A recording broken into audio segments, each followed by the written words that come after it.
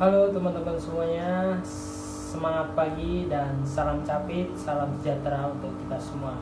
Ya, pada kesempatan kali ini saya akan membahas terkait dengan pH dan juga TDS yang saya pakai di kolam lobster saya, yaitu ada beberapa bak di sini berisi lobster, ada 1, 2, 3, 4, 5. Nah, ada 5 bak yang semuanya berisi lobster. Sebelum menonton, jangan lupa klik tombol subscribe. Di sini saya akan memberitahukan bagaimana penggunaan pH meter dan juga TDS meter. Nah, ini saya akan keluarkan alatnya. Nah, jadi ini namanya pH meter, teman-teman. Kemudian satu lagi adalah TDS meter. Ini TDS meter. Jadi ketika kita mau memelihara lobster ini, kita harus tahu pH yang akan kita gunakan berapa, dan juga kandungan dari total dissolved solidnya berapa, atau kepadatan dalam air ini berapa, sehingga lobster ini akan bisa tumbuh dengan baik. Sebenarnya nilai toleransi dari lobster ini cukup tinggi, namun untuk pertumbuhan ada beberapa ketentuan sehingga pertumbuhannya tidak terhambat. Oke, teman-teman, ini sudah saya siapkan dari air PDAM, sedangkan yang saya gunakan ini air isi ulang. Nah, dari RO yang saya ambil, saya siapkan dulu. Oke, ya, jadi ini air PDAM sudah saya gunakan kurang lebih 3 hari. Oke, jadi teman-teman, kita bisa nanti bedakan dan kita gunakan dengan pH meter ini. Bedanya antara air PDAM, khususnya saya sendiri di wilayah tempat saya saat ini adalah di Solo. Nah, berapa nanti nilai pH maupun TDS-nya. Nah, kalau air isi ulang ini biasanya pH-nya cukup stabil ya, 7, 8 semacam itu. Untuk ini sebenarnya juga stabil, cuma biasa kemarin saya tes itu kandungan TDS-nya ini lebih tinggi. Oke teman-teman, pertama kita akan coba ukur dengan pH meter terlebih dahulu ya. Oke, jadi rentang untuk lobster bisa tumbuh dan berkembang dengan baik di angka 7-8 lah. 7-8 lobster bisa tumbuh dan berkembang dengan baik. Pertama, untuk menggunakan pH meter ini, untuk pH meter yang seperti ini tidak anti air, teman-teman. Saya beli di Shopee ini 1 paket ya. Yang penting original asli lah intinya, jangan yang KW. Kemudian kita coba cek ya, caranya di atasnya ini ada tombol, kemudian kita geser. Nah, kita geser nanti akan muncul angka. Muncul angka. Nah, karena ini tidak anti air, maka untuk batas celupnya ini sesuai dengan tutup ini sekitar 4 cm kalau nggak salah. Kita celupkan, kemudian kita tunggu beberapa saat sampai angkanya benar-benar stabil ya. Ini yang kita cek adalah air dari isi ulang, air RO. Air RO ini udah disuntik oksigen, sehingga kalau misal teman-teman itu mendatangkan lobster dari jauh, air isi ulang ini bisa langsung siap pakai.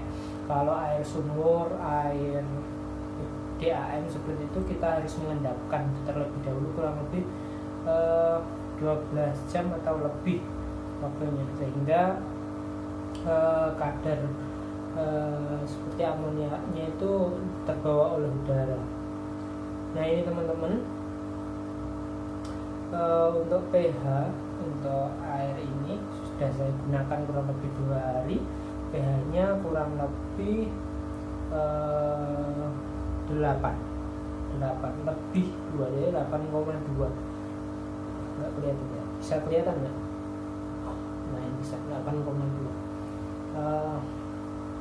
Sebenarnya untuk pH PDAM ini, nah kalau udah digunakan kita kibas-kibaskan biar airnya keluar. Kemudian kita bandingkan dengan air di PDAM ya bro. Oke, kita masukkan berapa kira-kira kadar pH-nya. Sebenarnya kalau air PDAM itu kadang malah lebih stabil karena yang diutamakan pH-nya. Nah, dia ini di angka pH 7, pas pH 7. Nah, kalau tadi diisi ulang sekitar 8. Nah, seperti itu. Ya sebenarnya nggak ada masalah sih. Yang penting prinsip dari lobster itu airnya tidak berbau, tidak berwarna, kemudian tidak berasa, itu sudah bisa. Nah ini tapi turun sampai 6,9. Kalau pengen menetralkan pH dalam suatu air bisa pakai ekstrak daun ketapang teman-teman. Nah seperti itu sehingga membantu penetralan dari pH itu sendiri. Oke, untuk pH dari air PDAM-nya ini berhenti di angka 6,9 teman-teman. Nah, oke, seperti itu simpel caranya. Nah, jadi setelah dipakai kita kibaskan sehingga tidak ada air yang tersisa di sini. Kalaupun bisa dibilas dengan air mineral sehingga tidak berkerak, apalagi kadar dalam air, kapur dalam air ini bisa mengerak dalam alat yang kita gunakan sehingga untuk intensitas pengukuran kedepannya bisa terganggu. Oke, udah kita matikan, kita set tombol yang di atas. Oke, selanjutnya kita cek menggunakan TDS meter. Nah, TDS ini sebenarnya bisa untuk mengukur temperatur dalam air juga sih, tapi saya senangnya kalau temperatur pakai termometer langsung. Oke, cara menggunakan TDS meter ini kita buka, kemudian di sini ada tombol on off, kemudian ada tombol hold dan juga temperatur. Ya seperti itu. Jadi ketika kita mau gunakan ini kita tekan tombol on terlebih dahulu.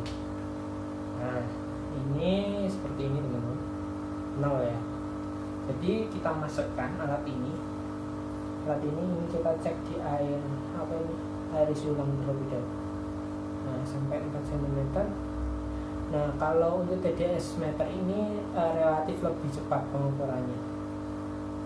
Nah jadi ketika kita sudah merasa kurang lebih 30 detik ya teman-teman, kita tunggu sampai dia benar-benar stabil, yaitu di kurang lebih 30 detik.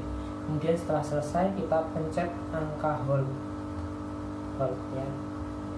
Ini kita langsung pencet saja. Nah, angka hold, maka angka hold itu untuk menahan, jadi hasilnya akan tertahan di sini atau tersimpan. Nah ini teman-teman, ini 85. Oke, 85 terbalik ya. Oke, 85 ini untuk air isi ulang. Kemudian apabila akan melakukan pengukuran ulang, holdnya dilepas. Nah jadi untuk menahan sementara aja hold ini. Oke. Nah kembali ke angka 0 kalau holdnya udah dilepas. Kemudian kita bersihkan lagi airnya biar tidak tercampur dengan air PDAM nanti. Oke, sekarang kita cek untuk air PDAM ya, berapa kadar solidnya. Oke, 30 detik bro.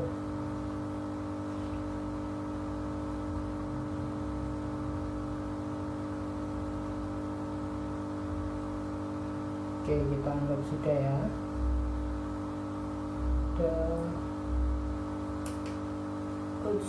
Siap. Oke, untuk hasil TDS dari air PDAM ini sebesar 384 ya teman-teman. 384. Sorry, kameranya kebalik ya. Iya, seperti itu, kemudian valve-nya dilepas, kemudian on off-nya dimatikan, lalu sudah selesai. Ya, jadi perbandingannya cukup jauh. Karena apa?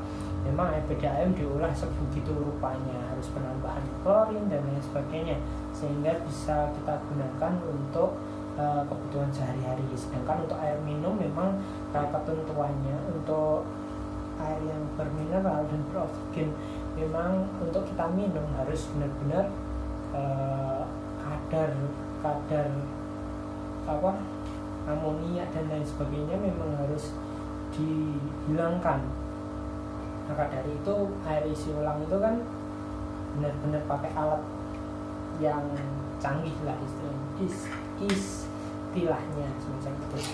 Jadi itu teman-teman, untuk cara pengukuran menggunakan pH meter dan TDS meter, dan teman-teman bisa melihat perbandingannya antara ini air PDAM dan juga air isi ulang. Halo.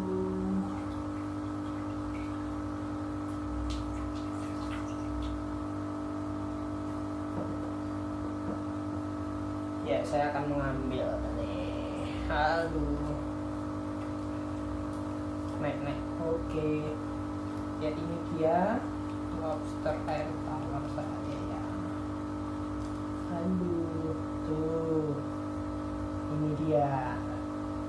Kalau dia pakai itu air isi ulang lebih tenang, banyak tidurnya kalau siang hari. Ya, memang aktivitasnya banyak di malam hari karena dia hewan nokturnal ya, jadi aktivitasnya banyak di malam hari. Kalau siang hari seperti ini banyak tidur, bersembunyi di shelter ini. Oke teman-teman, itu saja yang bisa saya sampaikan. Semoga bermanfaat untuk teman-teman. Murah aja kalau mau beli ini, silakan teman-teman cari sendiri. Banyak harga, yang penting jangan salah pilih. Nanti pilih yang original, tanya sama adminnya ya. Oke, terima kasih teman-teman. Semangat pagi dan salam capek untuk teman-teman yang ada di seluruh Indonesia. Terima kasih.